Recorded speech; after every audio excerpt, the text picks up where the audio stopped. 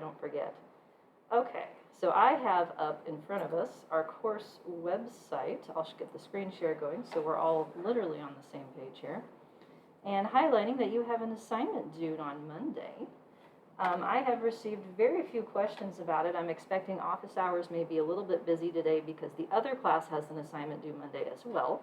So there's 49 people that might potentially need my help on the same day, as it turns out. Anyone want to talk about homework too in class? I've asked like 3 times. Just want to make sure I'm not missing anything. If not, email is always fine. Let's see. I am still working on the materials for the count outcomes. I find it highly unlikely that we will finish everything in this unit today, so probably we'll start counts on Thursday. I will warn you, though, with respect to counts, is that what I have learned is that that topic could easily be an entire semester all by itself. And I'm trying to struggle not to get too far into the weeds of the nuances of things. So I'm trying to keep it sort of in the big picture stuff, but there's a lot there. So we will have fun with that next time. All right, what else was I going to say? I forget. I don't think I was going to say anything else. I think we're pretty much caught up on logistics and grades and stuff like that. I was going to talk about transformations, though, because I have received a couple emails following up on our conversation on Tuesday about strategies for addressing either variables that have boundaries or variables that are not normally distributed via data transformations. And so Nathan had shared his screen and showed a scatter plot and then showed a second scatter plot that looked like it had a transformation applied with respect to either a scale score from IRT or proportion correct. That, after more careful reading on those pages, that is not relevant to this discussion, I don't think, because the point that they were trying to make is that thetas are not on the same scale unless you put them there. And so they were showing a conversion to proportion correct to try and emphasize that point. So that's not the case. What I had said, though, and I still stand by, is that in terms of addressing variables with boundaries and or non-normality, data transformations should be your last resort. Now let me give you an example of when I did that recently. So there's a paper that I helped with that is still under review. Hopefully it's going to go in this time. And it was a longitudinal multiple baseline intervention study where there's multiple observations collected on children during a baseline period, multiple observations during an intervention period, and then multiple observations in a follow-up period. So at a minimum, this is a multi-level model, and the fact that there's 3 distinct kinds of observations makes it a multivariate multi-level model. And yes, reviewer 2, it is multivariate. That was the part that they fought with me about during the review process. None of the transformation issues I'm about to talk about were problematic. So, now the problem. This analysis had only 26 people in the control group and 27 in the treatment group. So that means that trying to estimate that many variance components using full information maximum likelihood with a sample size that small was going to be a not good choice. So I cheated. I made the executive decision to prioritize the estimation of the variances, and I did a data transformation. So one of the outcomes was a percent engagement. So out of the total amount of time that the students were observed, to what extent were they perceived as being academically engaged? I did a logit transform on that. So I took what was a bounded outcome between 0 and 1, which is a proportion, and did a logit transform to stretch it out into something that was less bounded. The other outcome was a count, and so I took the natural log of that. So even though I fixed the boundary problem, potentially still there's a problem with respect to non-constant variance. And the way that I tried to address that was to estimate different variances for the different sections of the data that were likely to need them. So that's an example I wanted to share with you because there's never necessarily a single right answer on how to address a problem. You're usually going to have to make a compromise one way or the other, and that is especially the case if you have small samples. So in general, I would say try to avoid data transformations, but in certain cases, that may not be possible. So just to be a little bit more even-handed with respect to that. So any questions about transformations or any of that kind of stuff? Everybody looks very somber now. Like you're sad for me. I did the best I could with the data. That's what I did. And more importantly, in the methods and analysis section, I described all of this. So complete transparency. We actually got commended by the reviewers for transforming our data. So, who knows? Anywho, so no homework questions, no more transformation questions. I can shut this page. Okay. Then we're back to too legit to quit. That's where we were at last time. So it's too legit to quit, too legit to quit is the hand signs that go with that. Now that we're in person, I can do that for you. Too legit to quit. So I recommend the video if you haven't seen it. But the basis of predicting categorical outcomes. So do you remember how this works? What do you remember from last time? Besides too legit.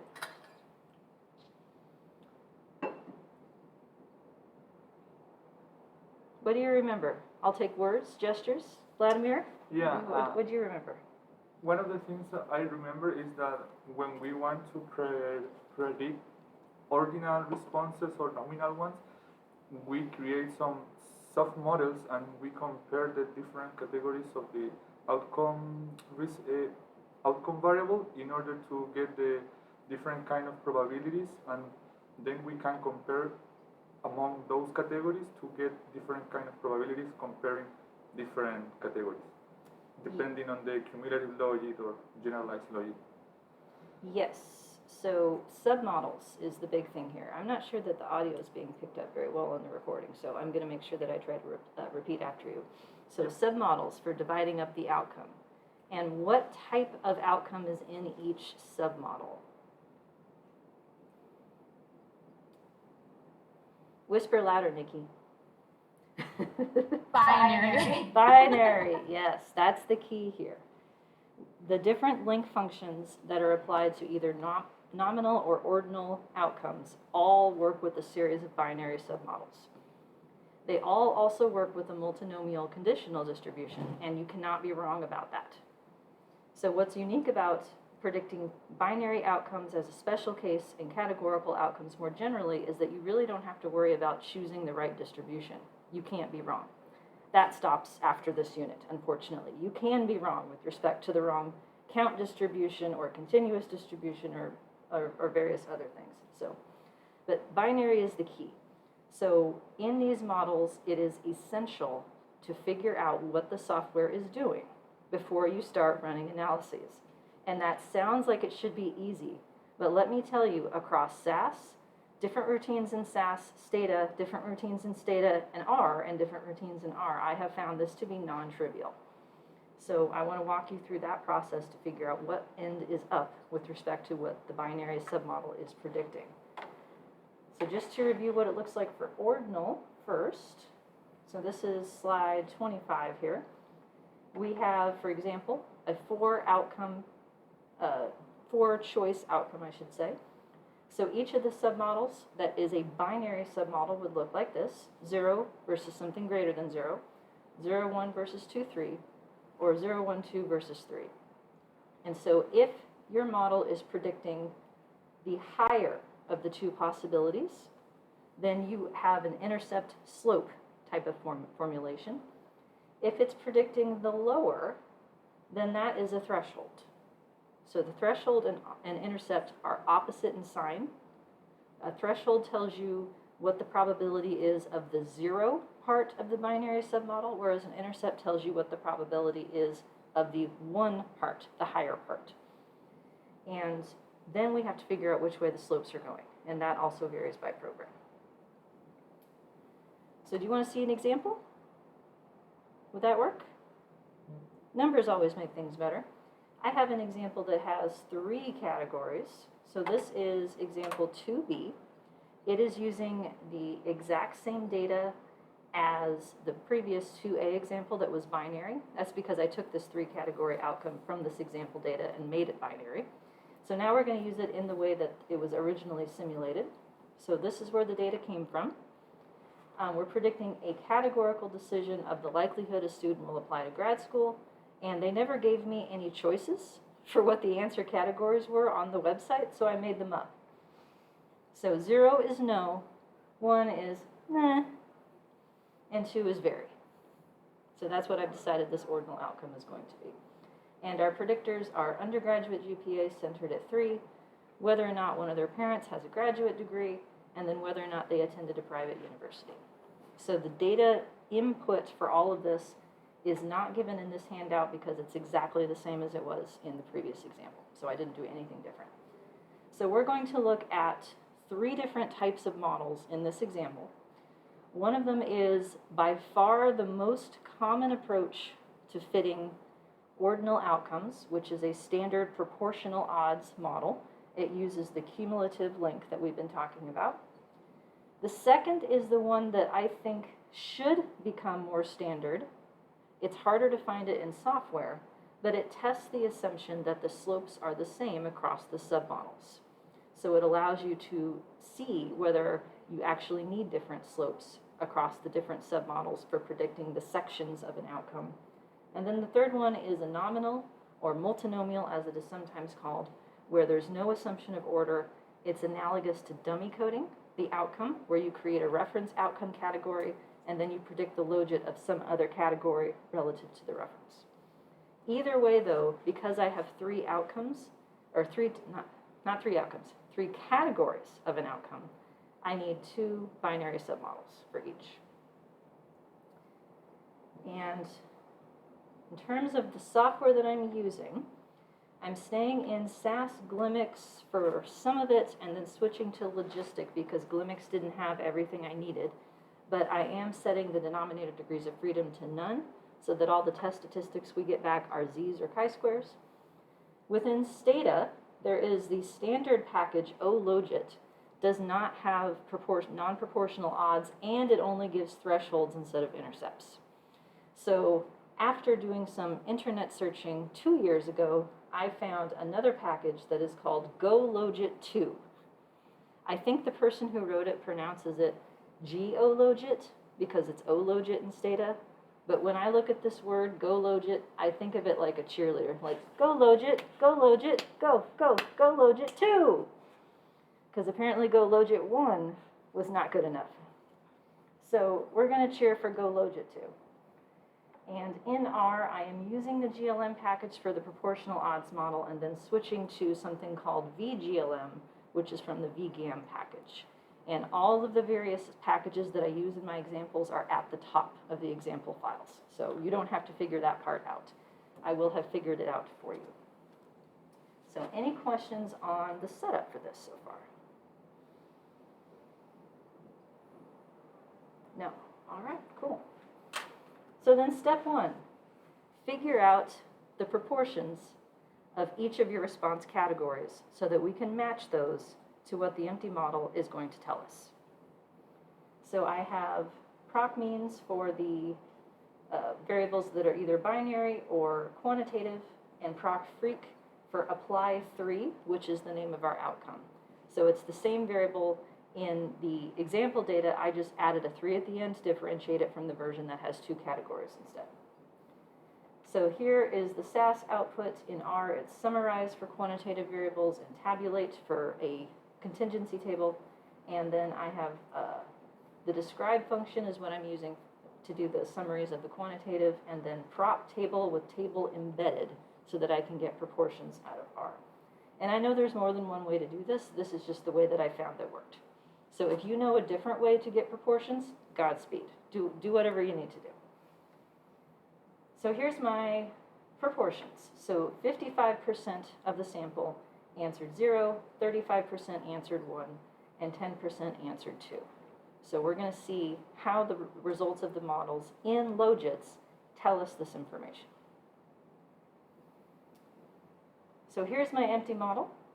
And now I am writing out both of the submodels that are being estimated simultaneously here. So the first one is going to predict the logit of a response greater than 0. So it's 0 versus 1, 2. The second one is going to predict the response greater than 1, which means it's 0, 1 versus 2. So I would write it this way in practice to try and make it clear what the 1 is. In this case, the 1 is an answer greater than 0. So it can be tricky to describe these models in a results section. It might actually be easier to just literally say what the submodels are predicting as part of your description of the model. Like this is 0 versus 1, 2, and this is 0, 1 versus 2. It has an intercept only.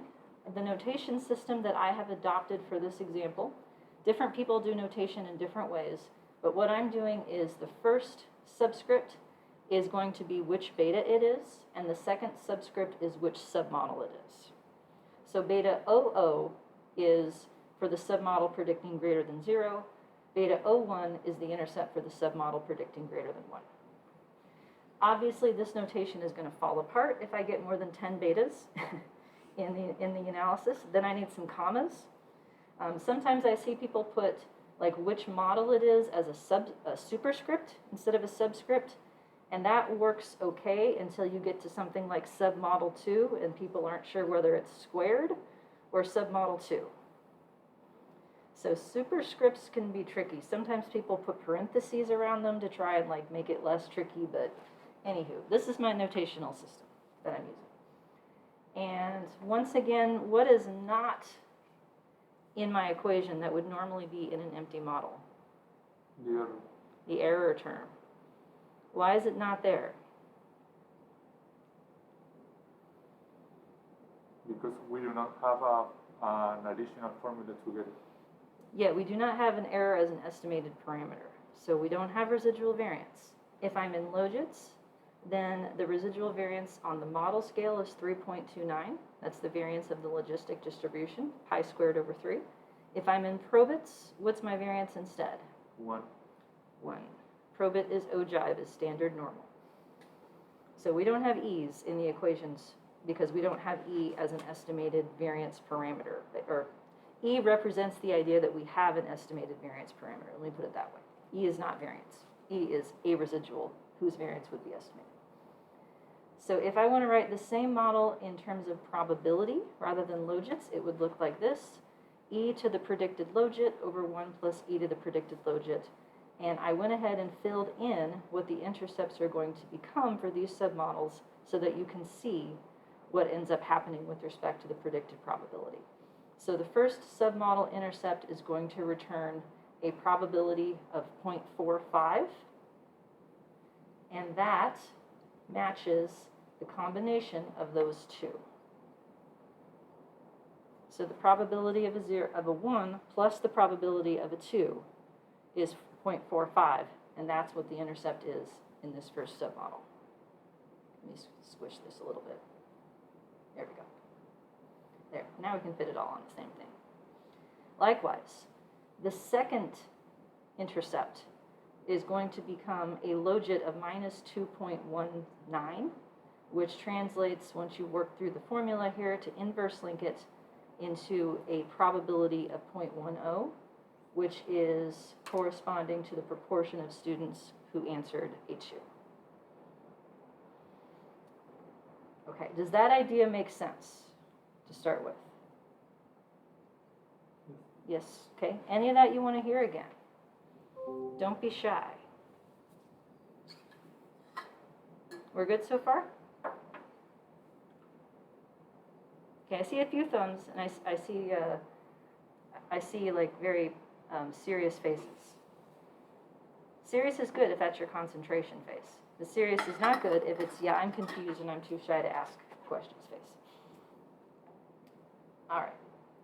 So now how do we get these answers out of the software? That's our next step. Where did these numbers come from? So first, Glimix, and I think I have output in all three packages because as it turns out, each package labels their output differently. And it's enough differently that it's confusing if you don't have them all side by side. So I decided to put all of the output in this handout for at least some of the models. So here's Glimix. Glimix, by the way, is a package that you are allowed to add random effects to. So it is for generalized linear mixed models. We don't have any random effects in this class yet, but it can be extended to use for those sorts of models. So things that are different, right here, C-logit. Any guesses as to what the C part stands for? Categorical? Categorical, close. Remember, categorical could be ordinal or nominal. This is ordinal. And the answer is not in front of you. Unlike the answers to most of the questions I ask. Cumulative, ding, ding, ding, ding. We got 2 guesses. Yep, that's what the C stands for. So the idea that all of the answer choices are used in all of the submodels. It's a cumulative type of link function. So the C stands for cumulative. And dist equals mult. Any guesses as to what that stands for? Multinomial? Multinomial. Multivariate would be another good guess, but that's not in the story. Multinomial. Yep.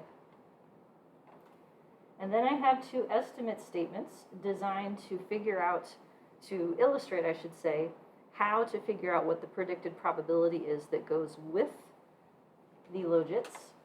And so this looks different relative to what a typical SAS estimate statement looks like. There are 2 values after the intercept because you have to tell it which submodel you're talking about. And the highest submodel is listed first in SAS. I don't know why that is. It's counterintuitive to me, but that's what it is. So I figured it out the hard way. I figured out how to do the zeros and ones by running the model, seeing what I got back, and seeing if it matched my table. That's how I reasoned my way through this process. So the first one pertains to the submodel for y greater than 1, meaning that we're predicting the logit of a 2, and then the second instance is predicting the logit of greater than 0, so a 1 or a 2.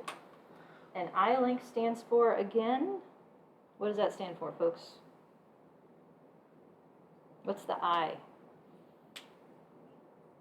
Is that inverse link? Yes, it is. Inverse link. Yep. And again, descending is because by default it wanted to give me thresholds instead of intercepts. And I am not here for that. Damn thresholds. Thresholds make me irrationally angry. You know, there's angry and then there's irrationally angry. I understand that it doesn't make any sense that I hate thresholds so much, but I do. And I just won't tolerate them in my output. All right, so the relevant fit statistics that we're paying attention to for now, -2 log likelihood. So this would be the first thing you enter to check whether or not your model is correct in homework. And when it's scaled this way, do we want bigger values or smaller values? Is a bigger -2 log likelihood a better model, or a smaller -2 log likelihood? Smaller. Smaller. Yeah, smaller. Because likelihood is height. So bigger is better. But when you multiply it by -2, that switches the direction, and now it's shortness. So you want less shortness in the same way that you want a taller height. All right, so then parameter estimates. These are the aforementioned logits. Note that the last column is not the p-value, it's the gradient. So this is the thing that SAS provides that the other programs do not. What it tells you is the first derivative with respect to that parameter for the likelihood. And if your parameter is a good estimate, like it really is the most likely, then the first derivative when you're at the top should be flat. So it should be a slope of 0. So these numbers being 0 to 15 decimal places or so, that's what scientific notation means, is a good thing. So here is my logit for the probability of answering a 2 instead of a 0 or a 1. And then this one is the logit of answering a 1 or 2 instead of a 0. So in SAS, I believe that what these numbers are is tied to the way that your variable is coded. So my variable is coded 0, 1, 2, and that's why these are 1s and 2s. In the other packages, that is not necessarily the case. Like in R, it goes by order. So in R, like the second submodel is not necessarily predicting a 2, like it's tied to the order of the submodels. We'll see that in just a moment. It's confusing. But in SAS, it reads your data that way. And so then this is the table produced by the estimate statement. The first part of this is completely redundant with what's up here. The reason that I wrote the estimate statements was to get the last 2 columns. So generally speaking, this column called mean is going to be the result of the inverse link function. So in this unit, it's probabilities. In the next unit, when we take log counts, it will be the raw count for the expected count, and then also the standard error for these things. So these were the 2 probabilities. The probability of answering a 2 rather than 0 or 1 is 0.1, and the probability of answering a 1 or 2 instead of a 0 is 0.45. Okay, good so far? So here is our new friend GoLogit in Stata. And just as a reminder, this is the code that you can paste after every model in Stata to have it compute -2 log likelihood for you. You don't have to change it at all. So display means print to the output screen. I added this part as a label for the number to be printed, but ELL refers to the stored value for log likelihood that came from that model. So it works after GoLogit 2, it works after Logit or OLogit or any routine. So GoLogit 2 is what I'm using. This is a package that somebody wrote. So I know that people who love R are like, oh, you can write an R package and do anything. Guess what? You can write a package in Stata too. So this is something that some guy wrote. I don't remember his name, but I have it cited on the course website. And I wrote to him and I thanked him for making it too, actually, because I was like, I'm using this in my class. So to find packages that are not built into Stata, you type search and then the package, and then a window pops up and it's like, would you like to install it? Why, yes, I would like to install it. Thank you. And you click install and then it shows up. And I verify that you can do this when you're using the virtual desktop. So you don't have to have administrator privileges to be able to use these extra routines. And so this handout was built using Stata on the virtual desktop, just to make sure. SStat-IC gives AIC and BIC. And in this handout, they always match what SAS provides. That is not going to be the case next week, as I found out this morning. Good times. And then margins is the way to have it compute the predicted probability of every response category. So it does all 3 for you in one command. So you don't have to figure out, is it the probability of a 1 and a 2, and then I subtract the probability of a 2 to get to the probability of a 1? You don't have to do any of that. It figures it out for you. R does too, by the way. So here's my log likelihood. Here are my 2 intercepts. So in this case, the fixed intercept is labeled _CONS for constant, and it's written in the opposite order as SAS, but otherwise it matches. So it's giving you the intercept for the first submodel, which it has labeled as a 0, even though what it's predicting is not the 0, it's predicting the 1 or the 2. So I wrote this out here. What it is predicting is the logit that goes with the probability of answering something greater than 0, even though it is labeled as 0. Likewise, the one labeled 1 is the logit of y greater than 1, which corresponds to a probability of 0.1 for that. So then under margins, I get the marginal probabilities for each of the 3 categories, and this is an order thing.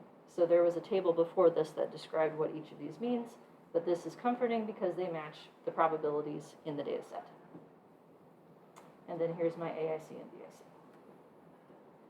Okay, Stata folks, any questions on that? Now here's what I would have gotten if I had used OLogit instead of GoLogit. The code looks exactly the same, except that OLogit is a dedicated Stata command that you don't have to install. And the output looks different. So it labels these things as cut 1 and cut 2. So that's your first clue that this is not the same thing. These are thresholds. If you look at the numbers, let's see if I can make them all on one page here. So the intercept is minus 0.2 that goes with the predicted probability of a 1 or a 2. The threshold is 0.2. Likewise, the intercept that goes with the predicted probability of a 2 is minus 2.2. The threshold that goes with the probability of a 0 or 1 instead is 2. So because logits are symmetric about 0, you can just take the minus sign away and get the one that's not given directly. But I think it is confusing to have thresholds that talk about the probability of the lower option in the submodel, but then have slopes that predict the higher option. So it's internally inconsistent because the slopes are going up, but the threshold is going down. And that drives me crazy. M plus is the same way too. So I decided we're not doing it that way. We're going to go with this GoLogit thing. And somebody else at least hates this as much as I do because they went to the trouble to write a routine to fix it. That is like irrational anger put to good use. Am I right? So we're not doing that. Likewise, in R, I think the GLM package does, it may do thresholds instead. I can't remember what I found, but I had a reason why I didn't use it. I know that much. So I am picking up something called VGLM, which is a routine inside the VGAM package. So VGAM is the name of the package. VGLM is the piece of it that I'm using here. And it looks relatively the same except for this part. So each of these generalized models looks a little bit different in how you tell it what kind of link and distribution you want, I have found. And so this one, family is cumulative, so there's the C again. Link equals logit link, as opposed to link equals logit. Reverse equals true, means give me intercepts, not thresholds, damn it. And parallel equals true means force the slopes to be the same across the submodels for now. For now, that's foreshadowing though, that we're going to take that off and fix it. So the summary then does not give you AIC and BIC, so I added those as separate little commands here. And they do match the results of SAS and Stata. And then I checked the reversal to the inverse link for the predicted probabilities myself.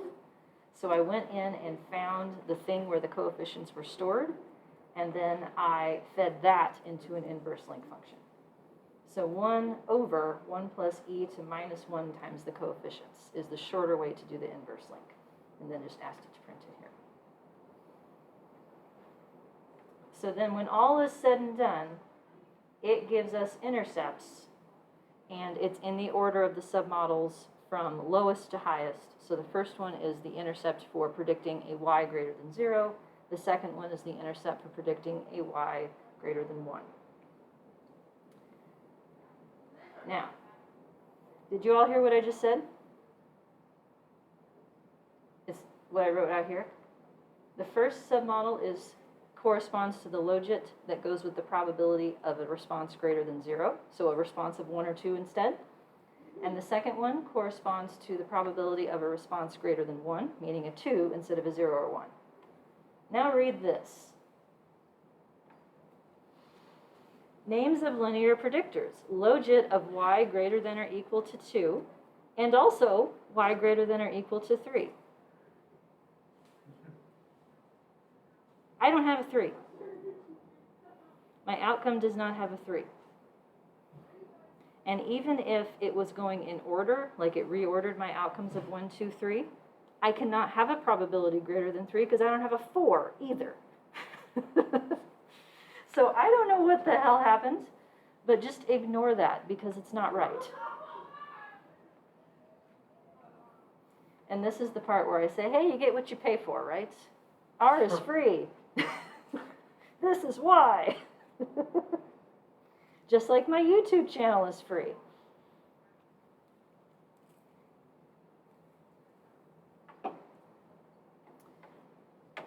Time to Twitter spam Hadley. Yeah, I don't know who made this, but this is not right, okay? So that's what I can tell you.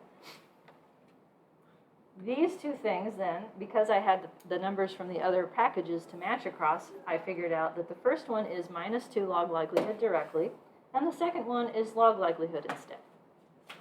So those are redundant, but at least maybe they anticipated you might want one or the other, and they gave you both. And then I asked for AIC and BIC separately. And so if you switch reverse equals false instead, so up here reverse equals true gave me intercepts, reverse equals false gives me the same cuts, thresholds that Stata does. So it will go the other way. And in this case, it does get the names correct, but only if you reorder it to 1, 2, 3 as opposed to 0, 1, 2. Whatever. Okay. How are we doing? Question? So, do you think that's when you did this in R? Did you label the responses as factors or as? These are not factors. So I'm wondering if it tried to put it into a factor form and then it made like the reference group one, or I don't know. Because sometimes I feel like R does that. It tries to take matters into its own hands. So the question was, did I put this in a factor, or is R trying to put it into a factor for me? It's possible, but I did not. In the version that I made of this handout 2 years ago, when I first taught this class, I actually had value labels attached to the 0, 1, 2. And that made it easier at first to interpret the output, but then when I started having to refer to the submodels, I had to type out the value labels and not just the 0, 1, 2. Oh, yeah. And that made for not only more code, but more errors, because then in the homework it wasn't the same value labels, and so it got all like that. So it's just 0, 1, 2 today, to try and not have any of those issues. Okay, other questions? All right, let's see some predictors then. So we're having main effects of the predictors in these models here. So I'm adding in GPA centered at 3 as a quantitative predictor, whether or not their parents have a graduate degree, whether or not they went to private college. Now, if you look at the equation here, check out the subscripts. Beta 0 has a second subscript that says which submodel it's the beta 0 for, but it's just beta 1, beta 2, and beta 3 otherwise. So what does that mean? Because the parameter doesn't change across submodels. The parameter does not change across the submodels. So even though we're going to the trouble to cut up our 3-category outcome into 2 sets of binary outcomes and fit a separate intercept for each, the model fits the slopes the same. So this is what's known as a proportional odds model. The term comes from what happens if you graph the odds, but I hate odds, and so we're not going to do that, but I have a proportional Logit's model I can show you in an Excel sheet.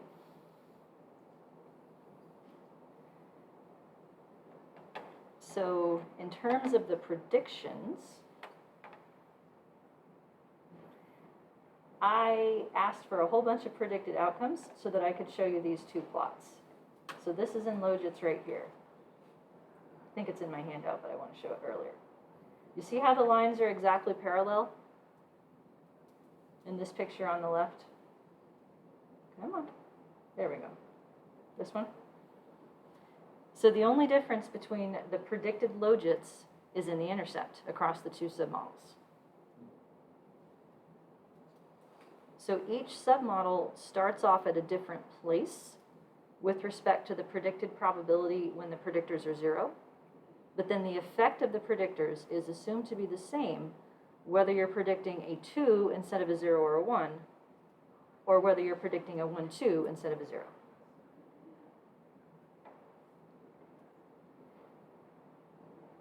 And that's why I have the equation written the way that I do, to emphasize that point.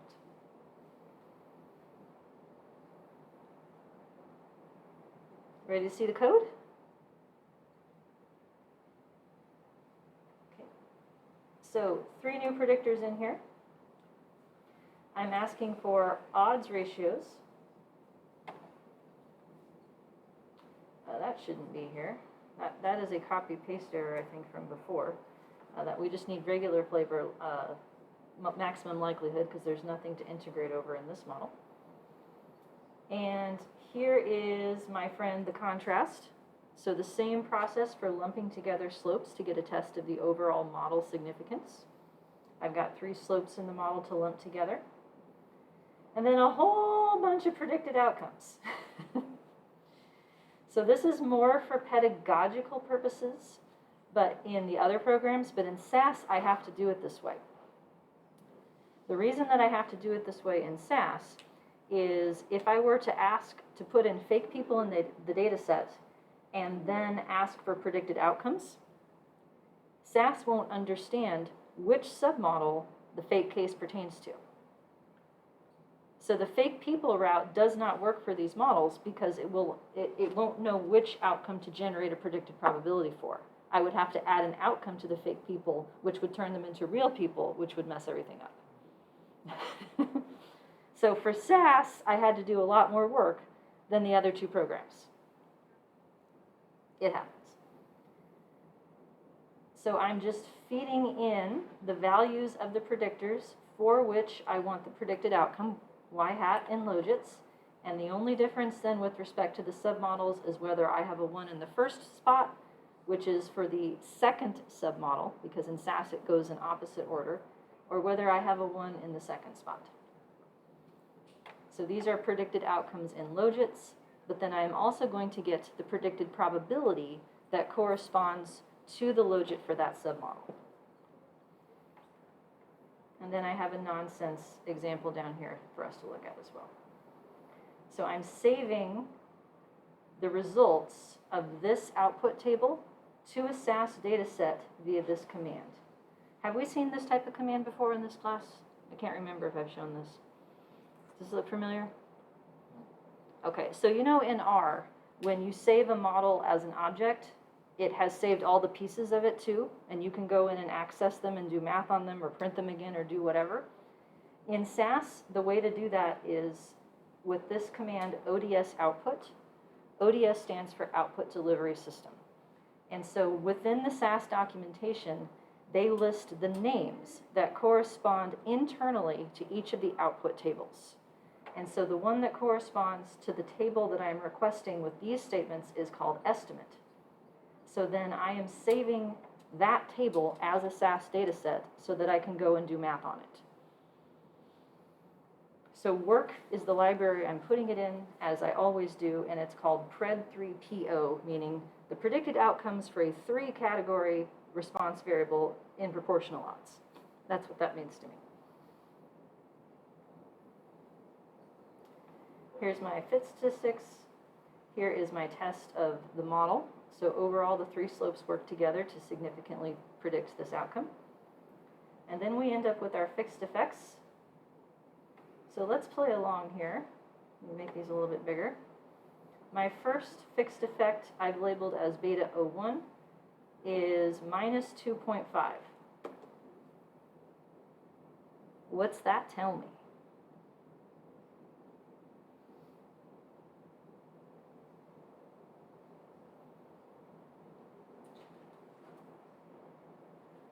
I'm watching the chat window, and I'm watching your faces.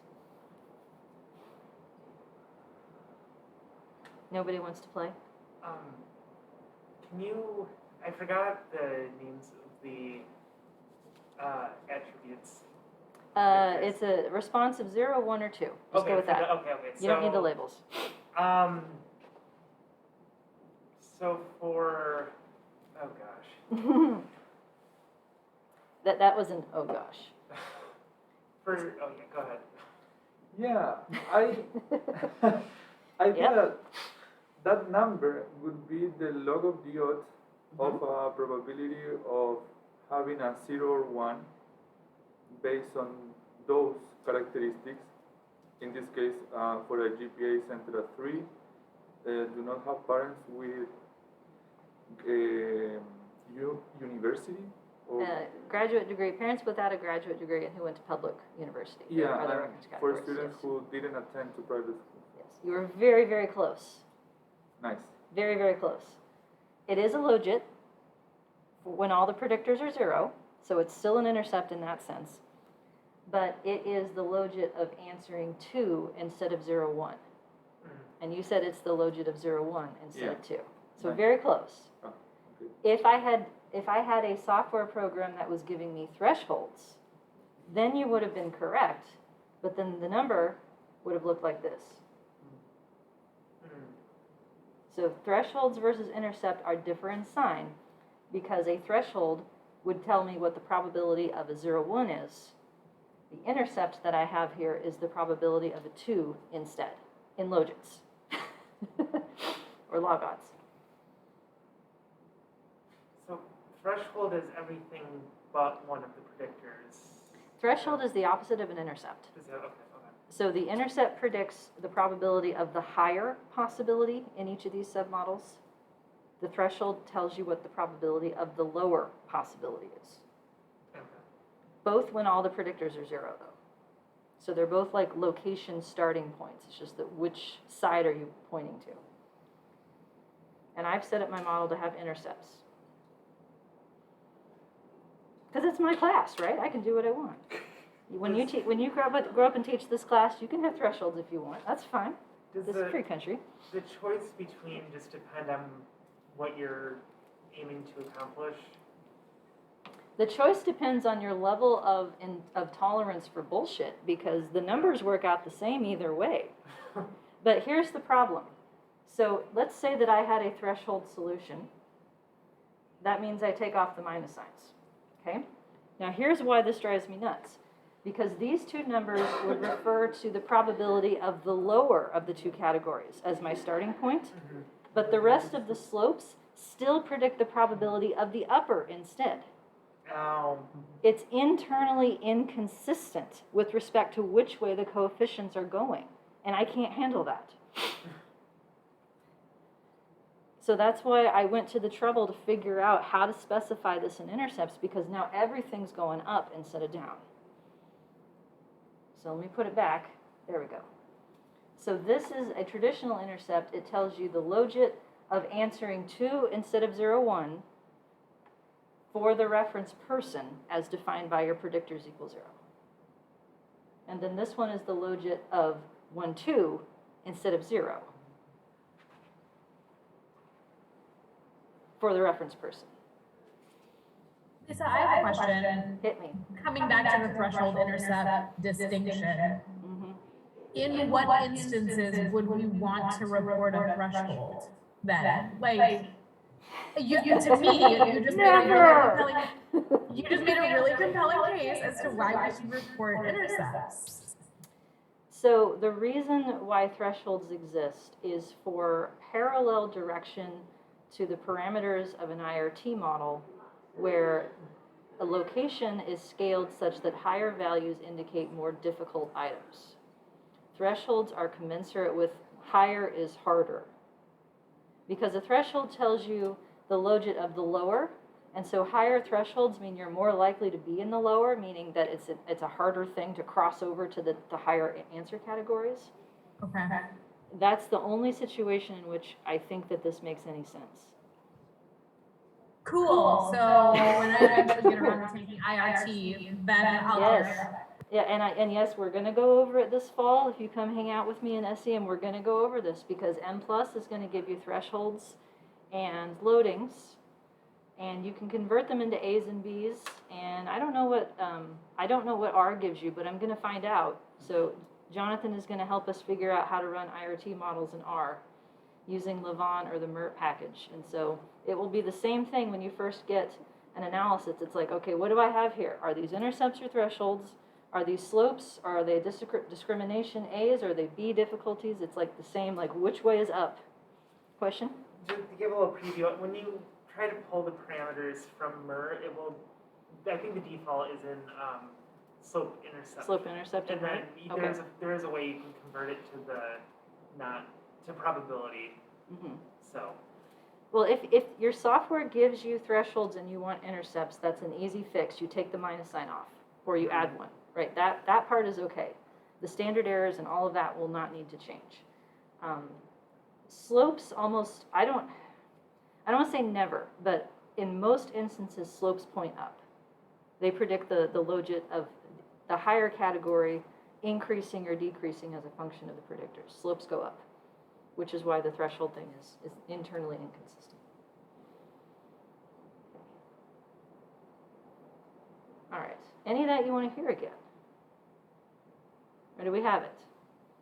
So each of these is a logit intercept. It is referring to the higher option of the two options within its binary submodel. The first one is the logit of a 2 instead of a 0 or a 1.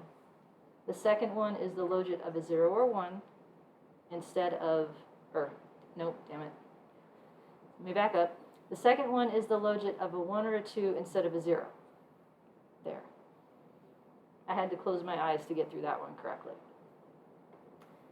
And then the slopes, is this predicting the logit of a 2 or is this predicting the logit of a 1, 2? Both. Both.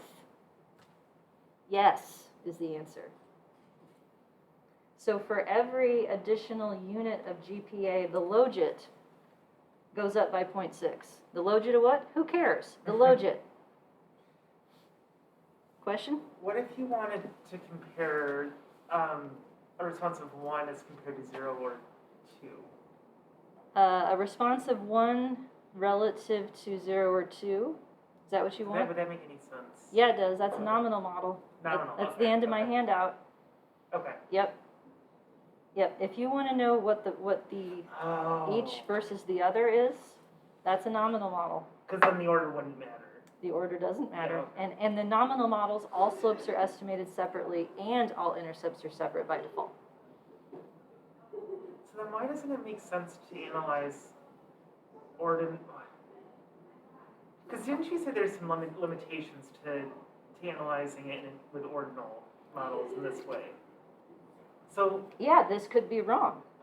yeah, Like, I mean, that's the thing. If you look at it from a mathematical perspective, you are fitting yeah. these two things, assuming they're the same. That is an empirical question, whether they should be the same. That's a constraint.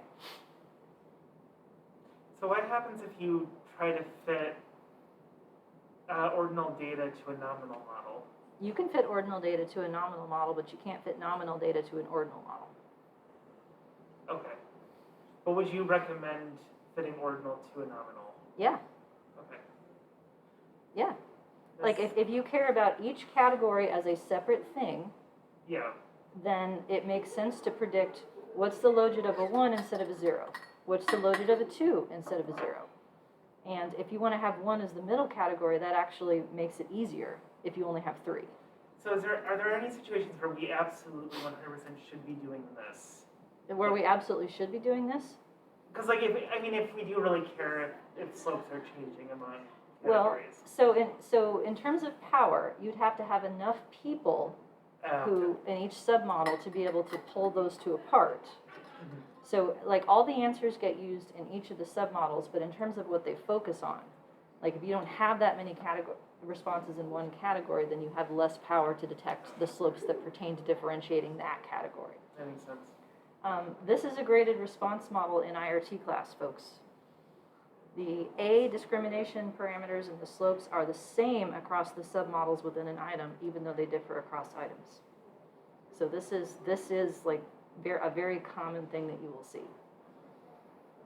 So I'm not setting this up as a straw man argument that I'm going to take down. Do you know that phrase, straw man? It means like an argument that's not really an argument. You're like using it to make a point. I'm not doing that here. I'm teaching you this because you will see this as the most common version of an ordinal model. And so I want you to know what you're saying about your data when you fit it. That's all.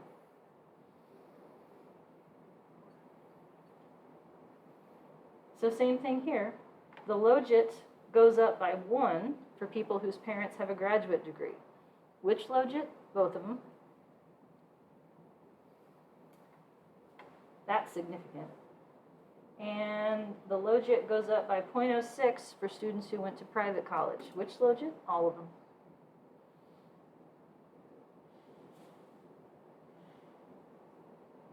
Here's my odds ratios. So if I take this slope and I say e to that number, That's an odds ratio. That's an effect size.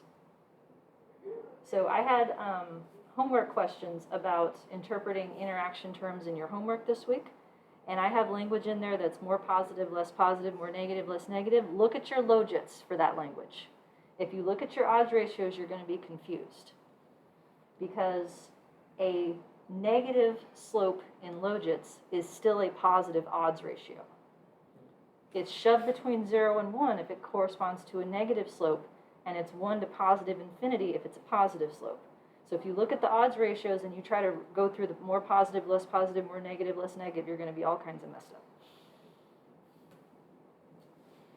Like their like, hands are on their like- heads. I'm not sure No, if no, that's I- questions or like surrender. I have my brain wants me to ask, and I'm just all, it's a Thursday. I give up. But, so like, let's say we found the slope difference between like private and GPA 3.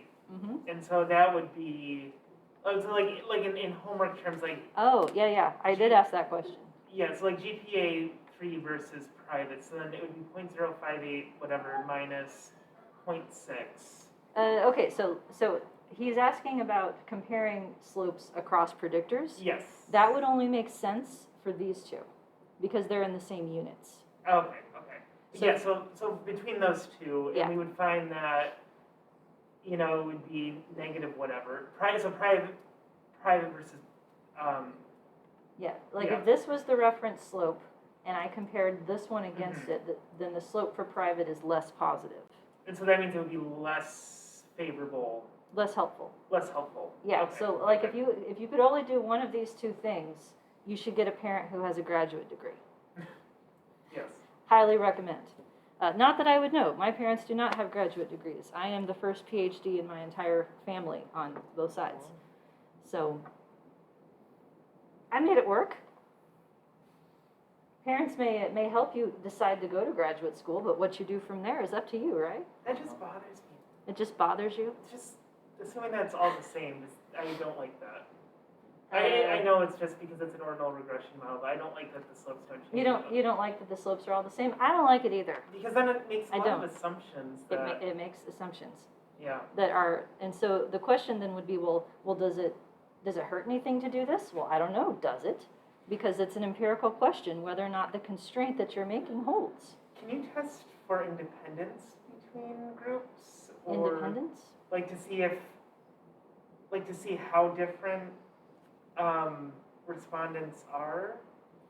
I don't know what you're asking. So like, see if, respondents that did have private, or like parents that had private education, like how different they are from parents that don't have private education. Well, they do differ with respect to their likelihood of applying to grad school. I can tell you that. Yeah, okay, so then, I think, okay, no, makes sense now. If you want to predict what makes some people have more educated parents, then that's the outcome of your model instead. Okay, So, but that would be a weird outcome, I think. yeah, wait. Predicting the past would be what that amounts to. But, Well, yes, it just Anywho. bothers me that they're the Yeah. same. yeah, so where I was going though is the odds ratios that are effect sizes, they're all positive no matter what. So if you look at those, you will be confused as to what the pattern of your results means. And here are the predicted outcomes that I asked for prototypical fake people. So this is somebody whose parents didn't have a degree, they went to public college and they have a GPA of 2. Here's somebody of the same type with a GPA of 3 and 4.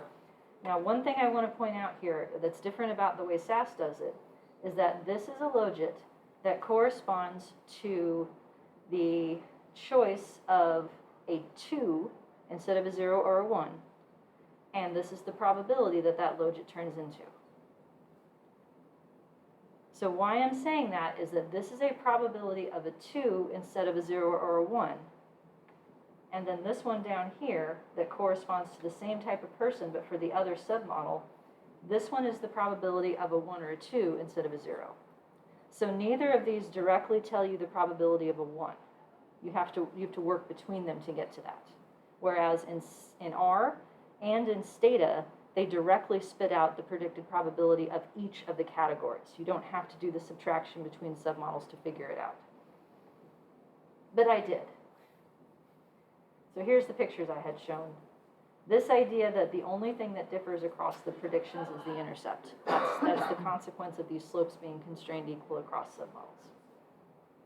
And here is the math that I made SAS do to get the predicted probabilities of each person for each one.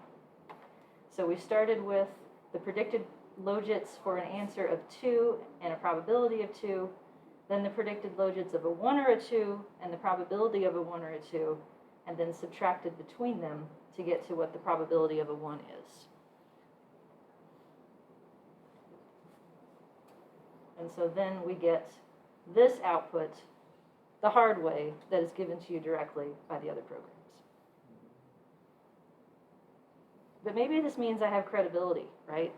There's something like that makes you feel good about, like, it worked. I made it work. Like, I beat the game, you know? I got the predicted probabilities. Of course, if I hadn't had the other programs to match output across, I wouldn't know if that was right. So, anywho, so Stata folks, you're going to like this much better. Go Logit, and then this option right here, PL, I don't know what the L stands for, but that's proportional odds. I can't remember off the top of my head. The test statement is the analog to contrast, testing the significance of my 3 slopes. And then here are my 2 flavors of margins. So margins with predicts XB gives me the predicted logit of the first submodel of y hat greater than 0. It doesn't give me the second, which is weird. I think presumably because of this trend right here, because each prediction would just be off by a constant, which you could figure out what it would be for the other one. But then here's the one that is the most helpful. This gives you the predicted probabilities for each of the possible response categories.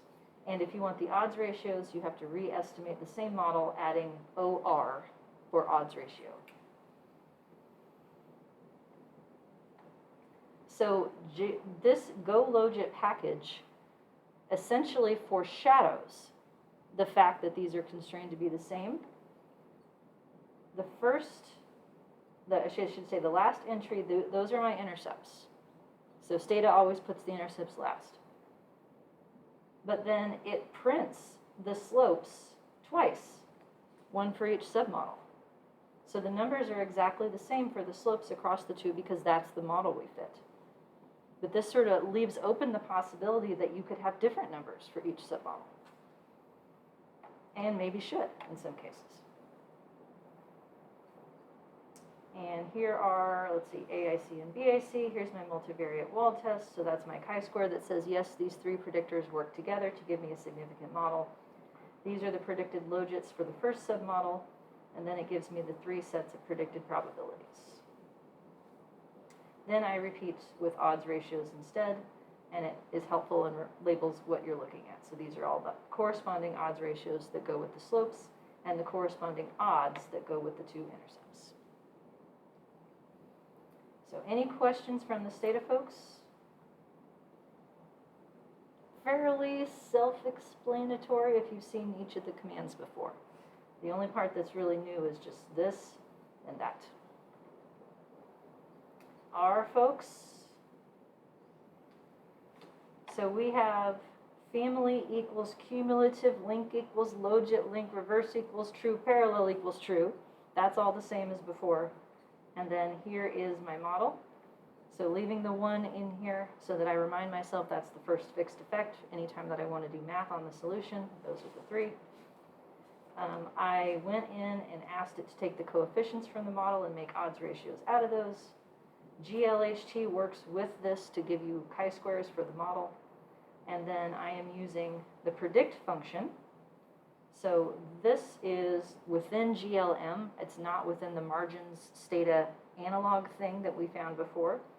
But the 2 different types of predictions, Y type equals link, that's going to give you in logits.